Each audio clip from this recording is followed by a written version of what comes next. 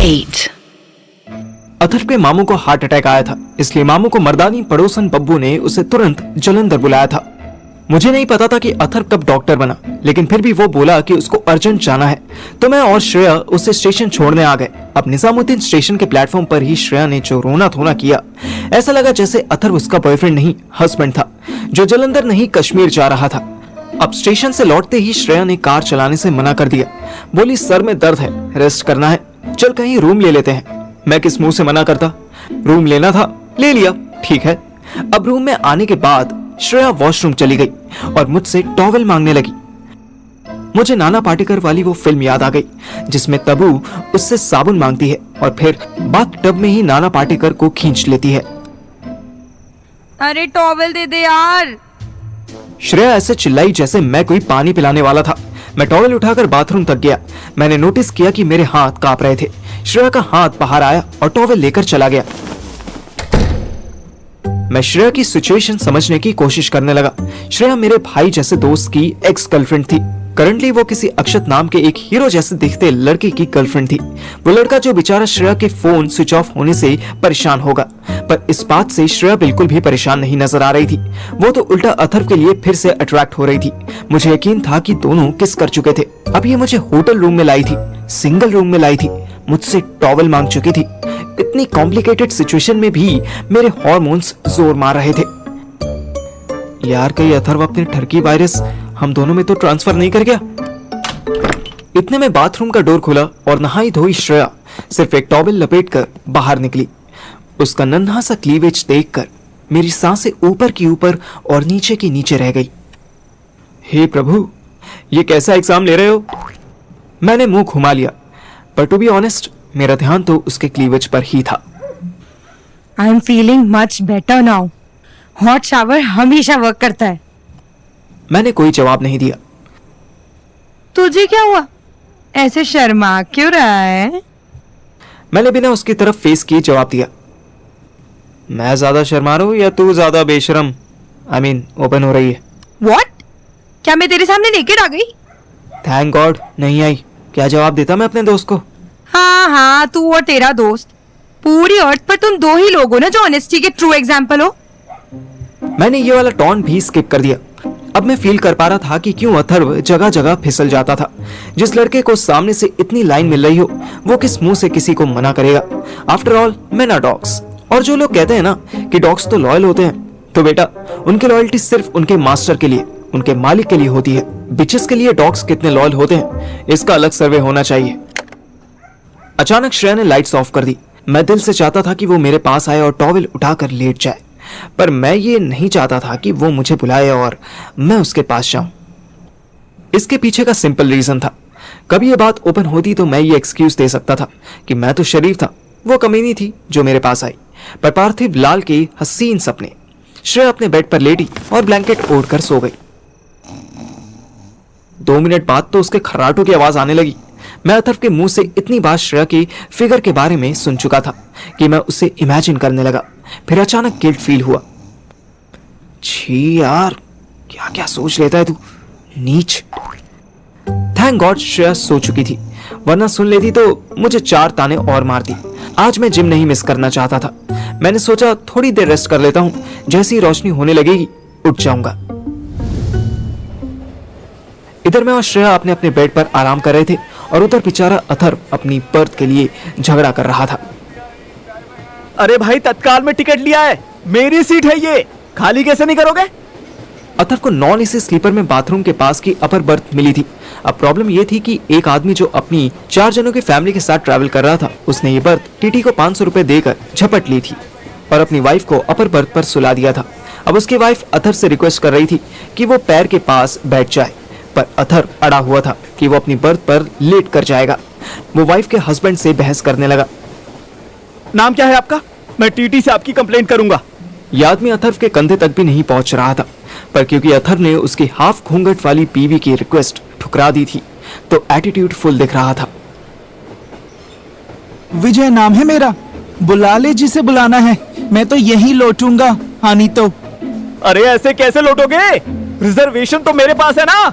अरे हमें ना चल रहा, ऐसे थोड़ी रिजर्वेशन हो जाता है कभी भी।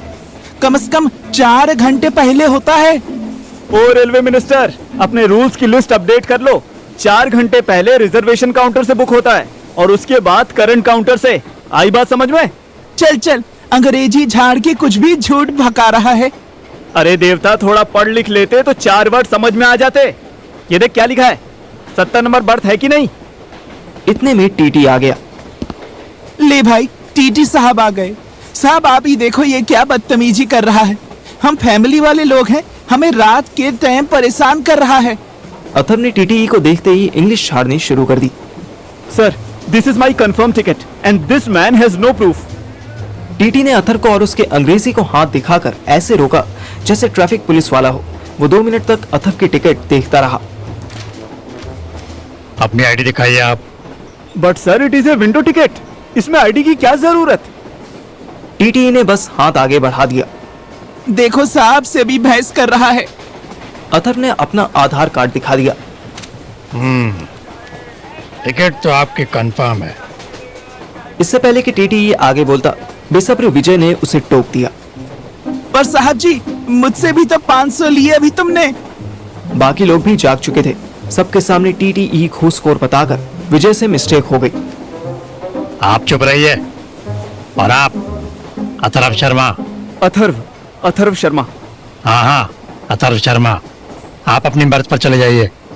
और आप मिस्टर विजय, आप मेरे साथ आइए। टीटी अपने साथ विजय को ले गया। अथर ने अपना बैग बर्थ पर फेंक दिया और जूते उतारने लगा। साला विजय नाम क्या पड़ गया, खुद को अमिताभ बच्चन समझ रहा था। चूतिया। विजय की वाइफ ने अथर को देखा। अथर ने भी उसको देखा। आई एम सो सॉरी, आपके हस्बैंड की वजह से मुझे आपसे ऐसे बात करनी पड़ी। कोई नहीं, होता है। आदमी लोगों को गुस्सा जल्दी आता है। आदमी लोग गुस्सा कर भी लेते हैं, हम तो ज्यादा कर भी नहीं पाते। आप पानी पियोगे?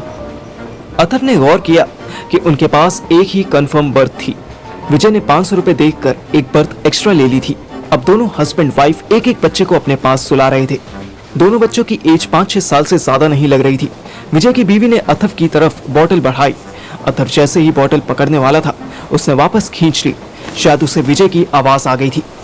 अजीब धांधली है, गुंडागर्दी है। हमें बुंदेलखंड में ऐसा करते तो टीटी को बाहर ही फेंकवा देते। अथर ने जूते उतार अपनी बर्थ पर चढ़ने लगा। विजय ने उसे एक बार घूरा और फिर चला गया। सुनो, हम दूसरे डब्बे में हैं। कोई दिक्कत हो तो चिंटू को भेज के बुला लेना। बंटू को हम ले जा रहे हैं। विजय की वाइफ ने बस गाय की तरह गर्दन हिला दी। कहाँ तक जाना है आपको? तुमसे मतलब?